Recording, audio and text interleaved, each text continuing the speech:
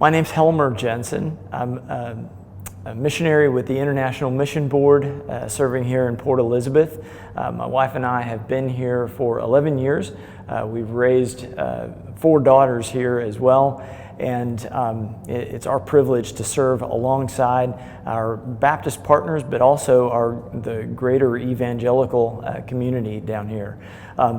As we've emerged from COVID, one of the things that we have seen is just an answer for prayer of more harvesters.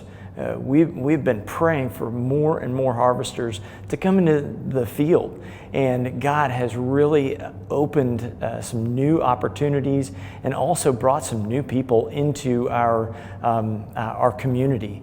A church that we had been working with for years and years, where we generally saw maybe 2 or 3 people on a Saturday morning just to go out and share the gospel. Now we see about 7 or 8 on a normal Saturday. So that's very encouraging for us, because we've got a message of hope, and there are people all around us that are looking for hope. And so it's very exciting to see how God has answered that prayer in the adults, but not just with the adults. We started a couple weeks ago training a group of about 15 students at Trinity Baptist here in Port Elizabeth. And just to see the excitement on those youth's faces, we trained them 2 weeks ago, and then last week we did a recap, and then we took them out onto the streets, and just to see the enthusiasm in some of them were very scared about approaching strangers, but we just had some sweet times of planting seeds, and that's what we do.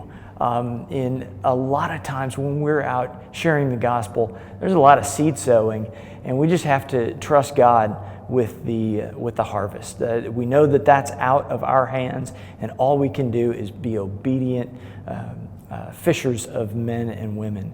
So we're excited to see how God is pulling more people out of the churches and out onto the streets, because that's what we need to do. I mean, we teach, we model, and train, but what's more important than all of that is taking people who want to be about sharing the gospel, taking them out and letting them see what this training looks like. You know, what does it look like to share the gospel with someone? What does it look like to pray with someone and then bridge to a gospel conversation?